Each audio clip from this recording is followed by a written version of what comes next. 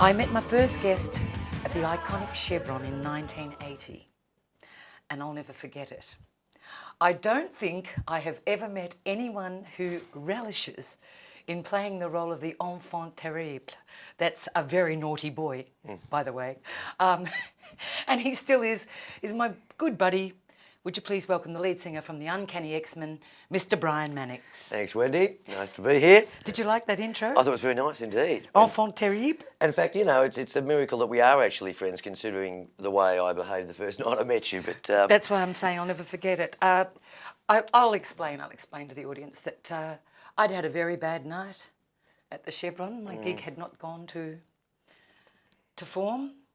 And I don't know where you appeared from, but all of a sudden I had a lot of insults.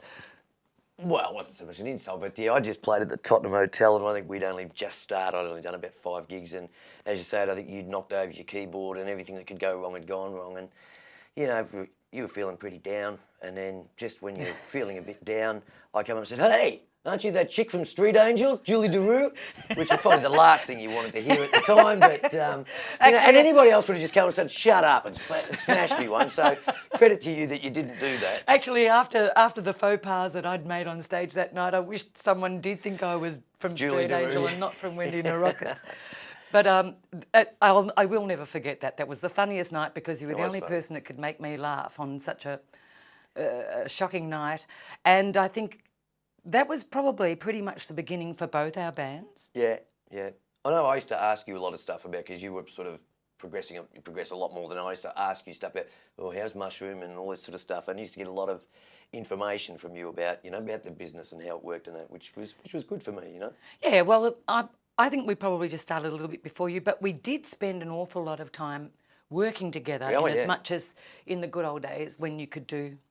We could do 3 gigs in a night. 3 gigs in a night. Which, and our managers loved it when we did 3 gigs in a night. Didn't they love it? But we actually spent a lot of time with the 2 bands working on the same. Sitting up on the balcony at the Cross Keys Hotel, watching the punch-ons below. Fantastic. Did you all start writing sort of, as you'd say, on your feet? It developed as you went along, or...? A little bit. There are some songs that... I suppose the turning point for us was we were a pretty bad cover band. We'd never learned the songs properly, so we'd do a gig and we'd have to change our names because we'd just never get another gig. That's how bad we were. And then after a particularly bad gig, we decided, well, stuff this. Let's go punk rock. We'll become a punk rock band and we'll write our own songs. That way, if we make mistakes, no one will know. But I think what was really good too is, as you said, you know, if you could bung 3 chords together, you could probably work 3 or 4 nights a week.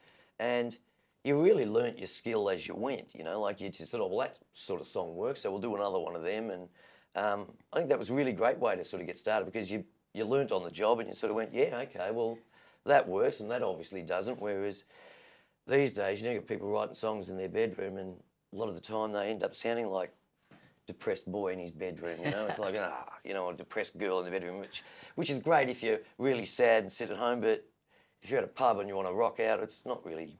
thing. But I think that was good about doing the gigs, because you could see what worked and what didn't, and you could learn. Did your on-stage act evolve, or did you actually come into the Uncannies with, as I said, your enfant terrible, very naughty boy attitude? Was that always just a part of the way you performed anyway? I mean that in the loveliest way. We went and took my mum to, I don't know, some joint for Mother's Day years and years ago. And there was this band called the Fendermen on, and they were like, you know, just a daggy sort of Mother's Day band. But this guy, he was just crapping on in between songs, and, you know, he'd make a mistake and knock something over, and then he'd be funny. And I just thought, I love this guy, you know, because it was funny and entertaining. And my mate Lucky Phil used to take me to see Ricky May a lot. And, you know, Ricky May was just a great entertainer. And you know, I think too that at that point, all bands were very... acting tough and very serious. Very serious about themselves, yeah. And, you know, I used to like watching the cabaret acts that'd be funny and stuff. And so I thought, yeah, well, that's what I'll do, you know. So, you know, and it built, you know. I just had a few little jokes, and then, you know, what worked, and then it got bigger and bigger and bigger. And then the props. And the props, and yeah. I used to look forward to that. I used to look forward to turning up and seeing what you had on the stage that night. Yeah. Big clocks and... Big. Yes. Yeah, yes, big. okay. Yeah, yes. we had one of them. And we had the blow-up dolls for a while, and then we had the seagulls and the beach balls and the fish that lowered from the roof. That was fun. Then we had the Go-Go Girls and the Muscle Men one night, which was, in hindsight, the Muscle Men looked a bit gay, I think. But anyway. I mean, look, really, there weren't any bands that I knew of that could pull off what you pulled off and still end up with like a recording contract. Not only a recording contract, but later on in the 80s, we'd been away overseas and came back, and you guys were huge. Yeah, we had a moment in the sun, but as you know, I think all bands did. You know, your moment in the sun only lasts for so long. But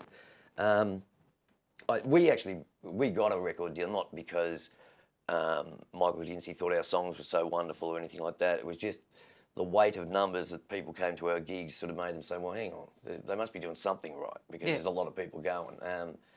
But I think their faith in us was reflected by the budgets of some of our records. Like our first record was a live one, and I think they spent as much money getting the audience pissed as they did recording the actual record. And even our big one, 'Cause Life Hurts, you know, it was a fairly cheaply made record. We do a bit of it in Sydney because we were touring in Sydney, and we'd do some in Melbourne, and then, you know, it was all done in different studios. And then when it was finished, that was all good, and it did very well. But then I saw Scotty Khan had this video where he's shooting down helicopters in Russia, and it's like a $76,000 video.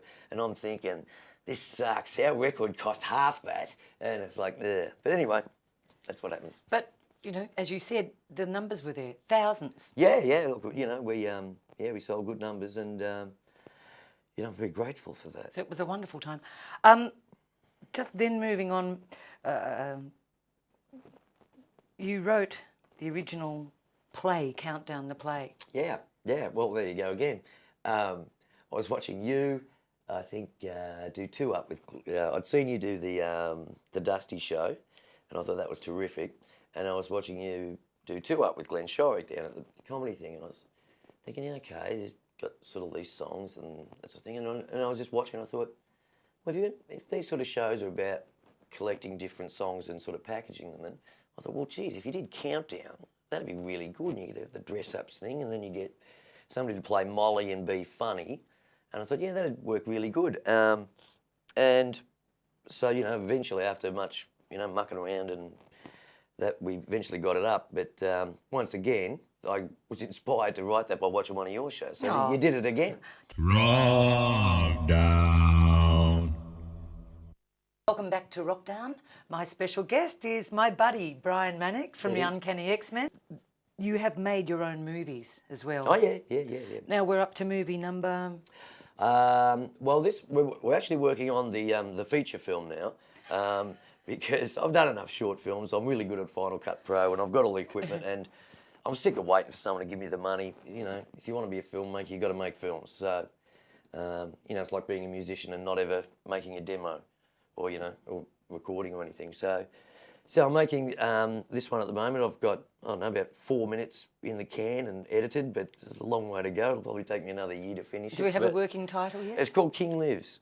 King Lives. King Lives. It's about a guy who, for all intents and purposes, looks exactly the same and sounds exactly the same as Elvis, but I don't want to get upset with the Presley estate, so this guy's called Aaron King, but he's just like Elvis, and he dies on the dunny, same as Elvis, all that sort of thing, and then later on he comes back to life, and he's basically responsible, in my story anyway, for killing Lady Diana, John Lennon. And yeah, so it's a tacky black comedy horror film, and the whole thing's... Now that's unusual coming from you. Absolutely. Well, and the whole thing's going to be in black and white, so it'll look like the old Deadly Earnest movies, those old 1950s crappy B movies. Because I figure, well, with video, you can't make it look like 35mm, but you can make it look like a crappy old film. So that's my style for And this you've one. always had a bit of a thing for Elvis. Oh, yeah, I love Elvis, yeah. You know, I was a big Beatle fan as a kid, but I saw a play in the 80s called Are You Lonesome Tonight, and it was just fantastic and just really made me appreciate how good Elvis was. And so, yeah, been a big fan ever since. And I think he's just hilarious too, you know, like I didn't realise what a drug addict he was. You know, he's doing about 190 pills a day, and he's shooting up Dilaudid, which is like 8 times stronger than morphine and 2.5 times stronger than heroin. And he lost bowel control. He crapped the bed, and his girlfriend had some pill that would help her with her menstrual smell. So he figured if he had that, he wouldn't have to have a shower or a bath. So he'd never bath about the last year of his life, and he would have stunk. See what I mean? He's a very naughty boy. Well, it's not as naughty as Elvis, but right. Man, I'm gonna have another pill, man. Fair dinkum. But yeah, like Elvis. So that's Mr. Mannix, the filmmaker, and I look forward to seeing that. When do you think that'll be finished? I reckon it'll take me about 3 or 4 months just to cut it. I'm hoping to have it all in the can by the end of January, so it'll probably mean the end of February.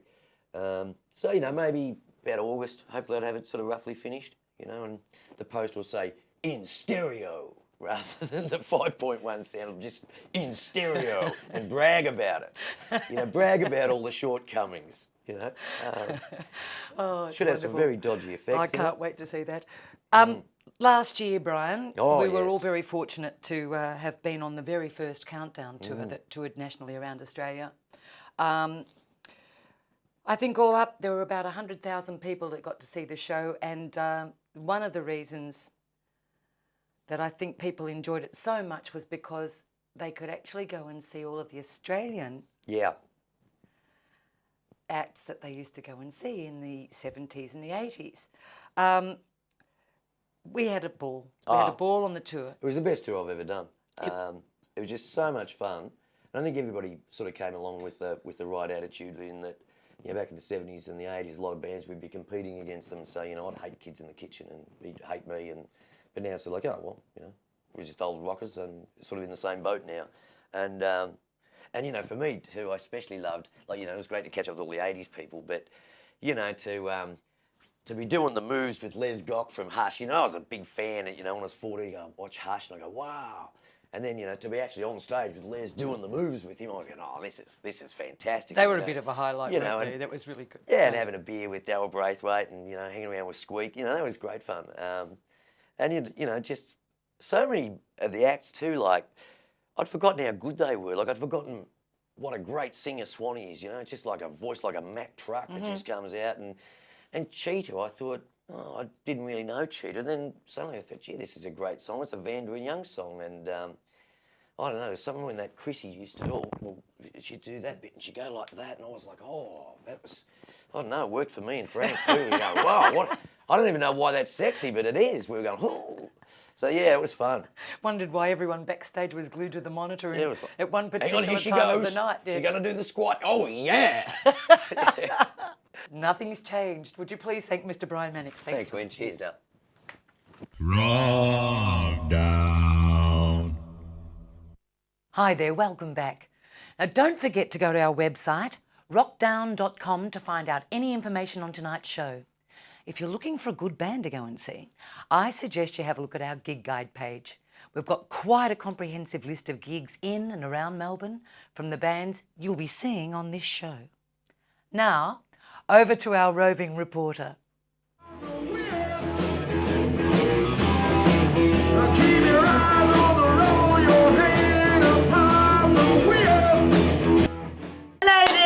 It's Sherryn Love again here at the Bentley Club, and I have sitting here beside me from the town Criers, yes, the town Criers, I have Barry Smith. Hello Barry, how are you? Wonderful gig tonight. Hi everyone. Thank you, yes, it went very well, didn't it? So many people, it's so good to see people, and it wasn't even a whole lot of, you know, older people like me and you.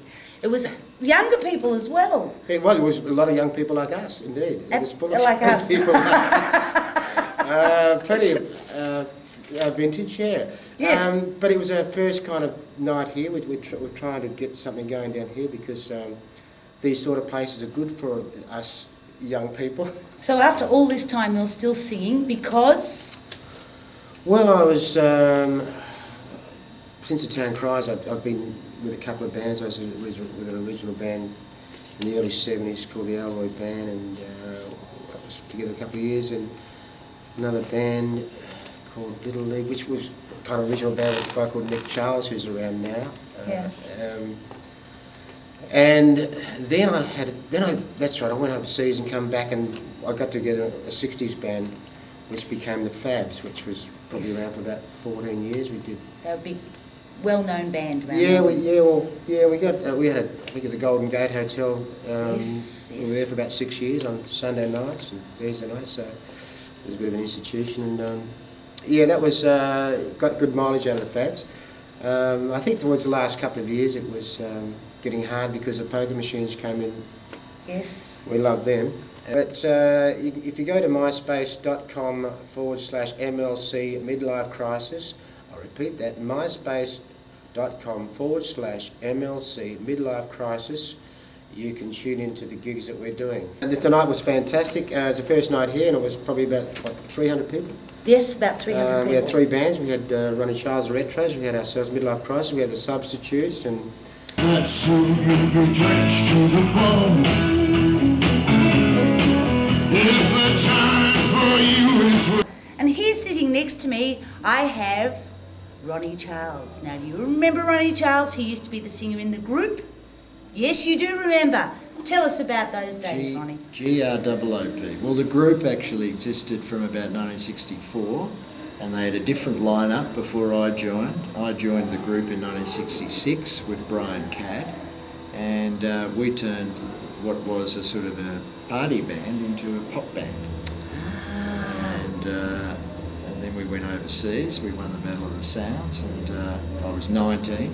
Wow. And going to London in those days was going from Ballarat to Melbourne, and everything I'd been conditioned for was there, and loved it. And after I came back, we recorded, I think, Such a Lovely Way. Which was written by, Brian. Yeah. Brian wrote it? Yes. So you were in one of the early bands who were making writing their own music. Woman You're Breaking Me in '67, before the record that actually won us the trip, really. Yeah. I think the reason we won the Battle of the Sounds is we had a #1 record the week of the final. So, how lucky. Yes. So, and everyone loved the song. So, and it was a little bit of a groundbreaker for those days, and that got us overseas, and that exposed us to the real world of rock and roll in the '60s. I think there's a generation that's out there now that their kids have grown up, and they're sort of semi-retired, some of them. Yeah. They've got money to splash about on their 50th birthdays and things. But more than that, I've also noticed, like this function tonight, there's a lot of similar people who like to get out and see a live band.